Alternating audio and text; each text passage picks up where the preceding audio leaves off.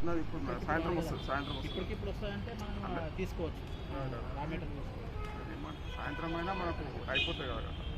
ఏం చేస్తాం, ఫోటో తీసుకుంటున్నా. నమస్తే. ప్రస్తుతం ఈ సంఘటన ఇక్కడ మీకు కనిపిస్తున్న ఈ దృశ్యాలు ఇవి చూస్తుంటే ఎక్కడో కాదు, కాప్రా సర్కిల్ మున్సిపల్ కార్యాలయంలో జరుగుతున్నటువంటి విధానము. అయితే ఇక్కడికి వచ్చినటువంటి రిపోర్టర్లకు అక్కడ ఉన్నటువంటి ఒక మధ్య దళారి, అంటే ఈజ్ ఏ బ్రోకర్ అని చెప్పొచ్చు, ఒక టౌన్ ప్లానింగ్ సెక్షన్లోకి సంబంధించినటువంటి ఒక వ్యక్తి ఈయనను అనధికారికంగా అక్కడ కూర్చోబెట్టుకొని బయట ఉన్నటువంటి అనధికార కన్స్ట్రక్షన్ల దగ్గరికి వెళ్ళి డబ్బులు వసూలు చేయడం, ఆ తర్వాత వారిని బెదిరించడం, ఇలాంటి కార్యక్రమాలు నిర్వహించడానికని అనధికారికంగా పెట్టుకున్నటువంటి వ్యక్తి. ఇక్కడ ఆ వ్యక్తిని ఇక్కడ రిపోర్టర్ ప్రశ్నిస్తున్నటువంటి విషయము, ఆయనను నిలువరించేందుకు ప్రయత్నం చేస్తున్న కూడా పారిపోతున్నటువంటి దృశ్యం ఇక్కడ కనబడుతుంది.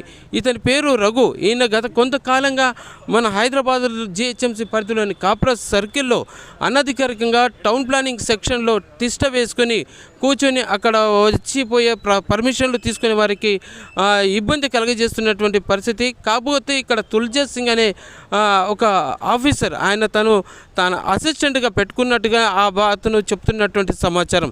ఈ విషయం మీద స్థానిక సర్కిల్ అధికారి డీసీ గారిని కూడా అడగడం జరిగింది, వివరాలు సేకరించడం.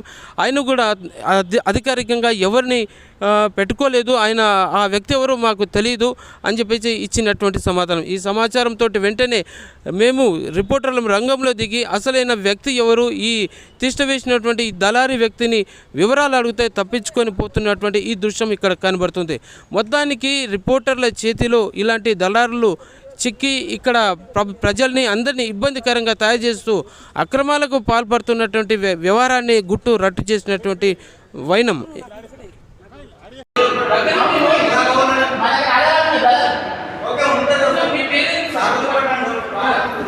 కానీ తప్పేనప్పుడు ఎందుకు పారిపోతున్నావు అంటున్నా, నిలబడి మాట్లాడు. రోడ్డు మీద కాదు, మాట్లాడు, ఫస్ట్ మాట్లాడు.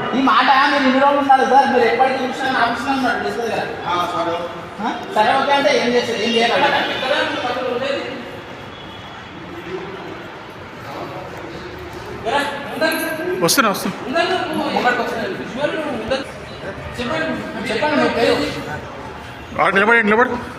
నిలబడు బ్రదర్.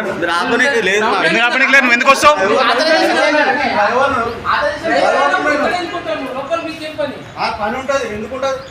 పేపర్ నుండి పని ఉంటుందా, బిల్డింగ్ కూడా పని ఉంటుందా? ఏం పని ఉంటుంది? ఎవరు నువ్వు అసలు?